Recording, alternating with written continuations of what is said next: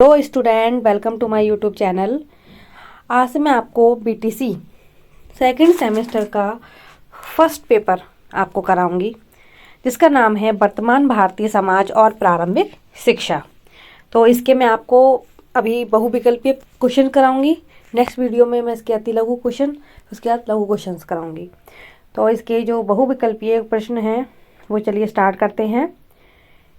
First question है, बोधकालीन शिक्षा में उपसंपदा संस्कार कितने वर्ष में होता है। ये मतलब प्रीवियस ईयर के क्वेश्चन हैं जो पहले हमारे प्रीवियस ईयर में आ चुके हैं, क्योंकि ये रिपीट भी होते हैं क्वेश्चन, तो आपके लिए ये हेल्पफुल रहने वाले हैं। तो उपसंपदा जो संस्कार है वो बोधकालीन में वो कब होता है? 15 वर्ष या 12 वर्ष के पश्चात। तो ऑप्शन बी हमारा इसका सही है। नेक्स्ट है, शिक्षा वह है जो जीवन की संपूर्ण सत्ता के साथ स्थापित करने की शक्ति होती है। तो इसका राइट आंसर है एडिशन। ठीक है। नेक्स्ट है, निम्नलिखित में से कौन सा दूरस्थ शिक्षा के अंतर्गत नहीं आता है? तो वो है हमारा नहीं आता है पूछा, इसलिए इसमें ये आएगा कि इसमें समय एवं स्थान का बड़ा महत्व होता है। ऐसा कुछ नहीं है, समय और स्थान से कोई मतलब नहीं है। कहीं भी कोई भी दूर बैठा है इंसान तो वो ऑनलाइन अपनी स्टडी कर सकता है। नेक्स्ट है, गांधी जी ने बालकों को शिक्षा प्रदान करने के लिए कितनी शिक्षण पद्धतियों पर बल दिया है? तो वो दिया है हमारा 5 शिक्षण पद्धतियों पर। तो बा ऑप्शन करेक्ट है। नेक्स्ट है, प्राथमिक शाला में प्रभाषा शिक्षा नामक पुस्तक किसने लिखी है? तो किसने लिखी है? वो लिखी है गिजुबाई बधेका। तो गिजुबाई बधेका की प्राथमिक शाला में भाषा शिक्षा नामक पुस्तक लिखी है। नेक्स्ट है, शिक्षण में आत्मोदाहरण, अनुसरण, निर्देशन, अभ्यास एवं चिंतन का समावेश कर भिन्न भिन्न पद्धतियों को अपनाने पर किस शिक्षाविद ने बल दिया था? तो वो दिया था फ्रॉवेल ने। तो इसका बी ऑप्शन सही है। नेक्स्ट है, पाठशाला को एक बाग, शिशु को पौधा और शिक्षक को माली किसने कहा है? तो वो किसने कहा है? फ्रॉवेल ने।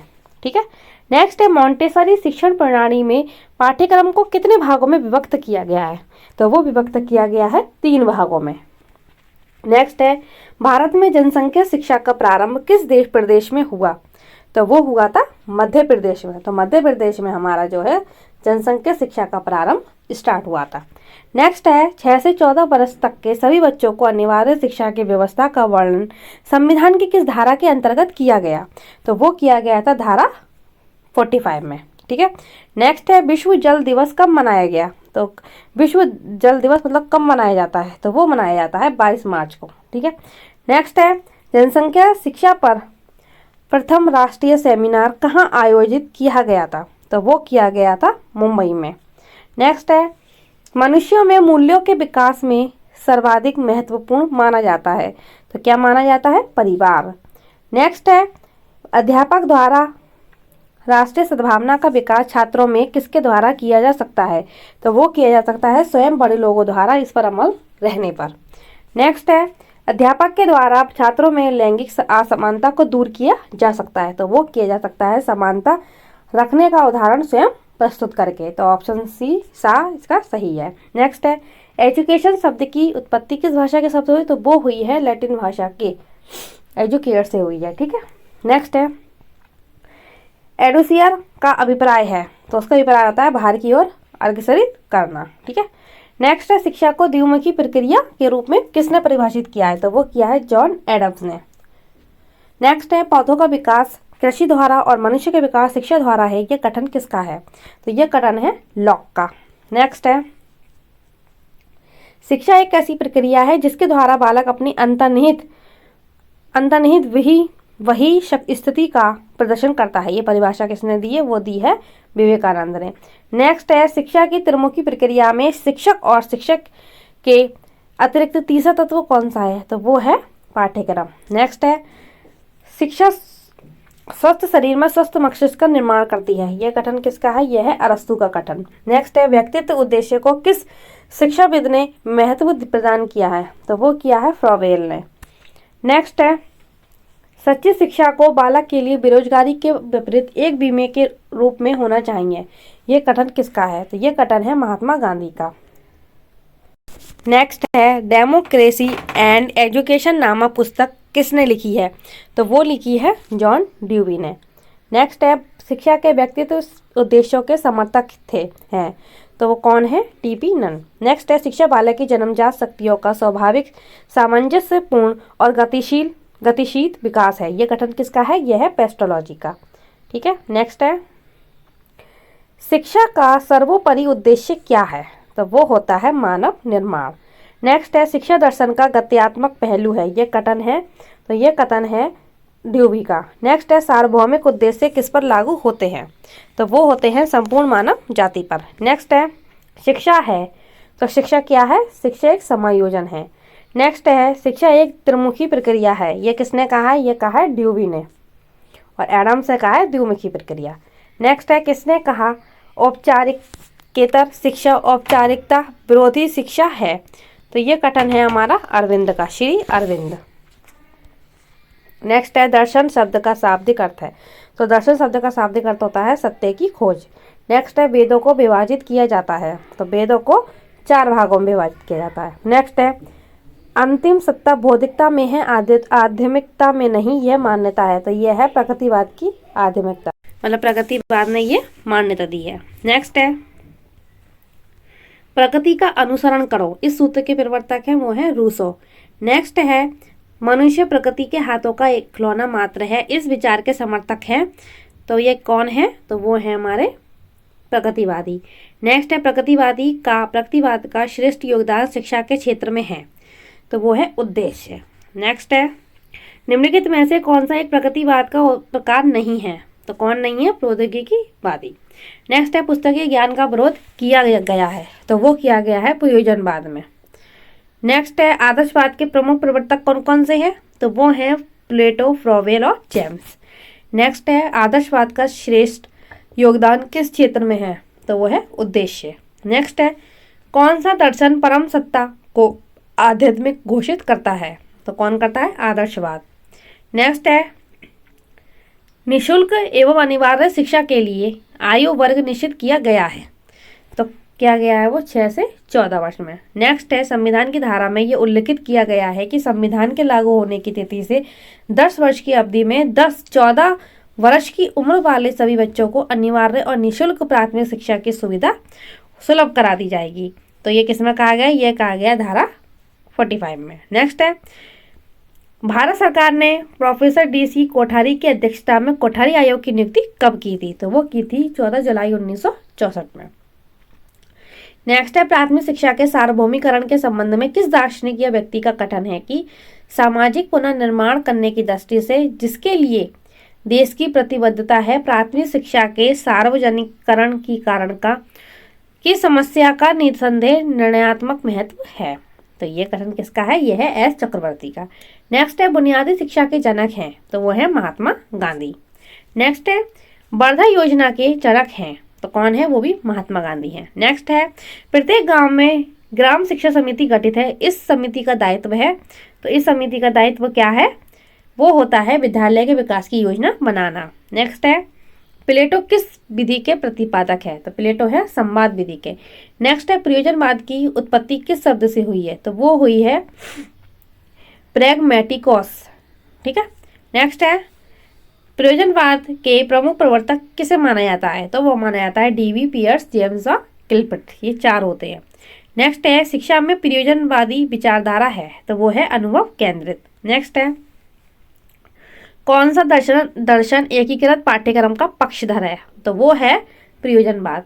नेक्स्ट है शिक्षा के सामाजिक कार्यों पर अतिरिक्त बल प्रदान करने वाला संप्रदाय है। तो वो कौन सा संप्रदाय है? आदर्शवादी। नेक्स्ट है प्रयोजनवादियों की सबसे बड़ी देन है। तो वो कौन है? प्रोजेक्ट पद्धति। नेक्स्ट है यथार्थवाद के जनक कौन है? तो यथार्थवाद के जनक हैं अरस्तु। नेक्स्ट है यथार्थवाद सामान्यतः संसार को उसी रूप में स्वीकार करता है जिस रूप में वह दिखाई देता है। यह कथन किसका है? तो यह कथन है बर्ट्रैंड का। ठीक है, बर्ट्रैंड रसेल का। नेक्स्ट है यथार्थवादी शिक्षा का क्रमबद्ध विवेचन किस पुस्तक में लिखा है? तो वो मिलता है हमें building A philosophy of education में। नेक्स्ट है building A philosophy of education नामक पुस्तक के लेखक कौन है, तो उसके जो लेखक है वो है हमारे हैरी ब्राउडी। नेक्स्ट है इस उद्यान में बालक पौधे, पाठशाला, बगीचा और तथा शिक्षक माली होता है, ये कथन किसका है, तो ये है फ्रॉबेल का। नेक्स्ट है सांख्य दर्शन में कितने तत्वों की चर्चा की गई है, तो इसमें की गई है हमारे 25 तत्वों की रचना की गई है। नेक्स्ट है वेद मूलक सदर्शनों में सबसे प्राचीन दर्शन कौन सा है, तो वो कौन सा है, सांख्य है। नेक्स्ट है तत्व समास एवं सांख्य मूल नामक कृतियां किस दार्शनिक ने लिखी हैं, तो वो लिखी हैं कपिल ने। नेक्स्ट है सांख्य दर्शन से संबंधित सांख्य कारिका को लिखा है, तो किसने लिखा है, ईश्वर कृष्ण ने। नेक्स्ट है नास्ति सांख्यम समज्ञानम, ये किसने कहा है, ये कहा है कपिल। नेक्स्ट है योग दर्शन के जनक कौन है, प्रवर्तक कौन है, तो वो है पतंजलि। नेक्स्ट है निम्नलिखित में से कौन सा दर्शन चित्तवृत्ति निरोध सूत्र से संबंधित है, तो वो किससे है, योग से। नेक्स्ट है अष्टांग शिक्षा के अभ्यास में कौन सा दर्शन संबंधित है, तो वो है योग। नेक्स्ट है एमिल नामक पुस्तक की रचना किसने की, तो वो की थी प्लेटो ने। नेक्स्ट है प्रगतिवाद को शिक्षा में चरमोत्कर्ष प्रदान किया, तो वो किया था रूसो। नेक्स्ट है विद्यालय समाज का लघु रूप है, ये कथन किसका है, ये है ड्यूवी का। नेक्स्ट है वर्ग एक समूह है, तो वर्ग किसका समूह है, एक खुले समाज का। नेक्स्ट है वैल्यू शब्द की उत्पत्ति लैटिन भाषा के किस शब्द से हुई है, तो वो है वैलियर। नेक्स्ट है मूल्य अंत द्वंद्व को समाप्त करने की सर्वोत्तम विधि है, तो वो है स्पष्टीकरण। नेक्स्ट है एनसीईआरटी द्वारा जारी सूची में कितने मूल्यों का उल्लेख है, तो कितने का है, 83। नेक्स्ट है मूल्य संकट का प्रमुख कारण है, तो प्रमुख कारण कौन सा, उपयुक्त सभी, भाषावाद, क्षेत्रवाद और सांप्रदायवाद, ये चारों ठीक है। नेक्स्ट है धर्मनिरपेक्ष दृष्टिकोण किस देश के समाज से संबंधित है, तो वो है भारत से। नेक्स्ट है भारतीय समाज के लेखक कौन है, तो वो है श्रीनिवास।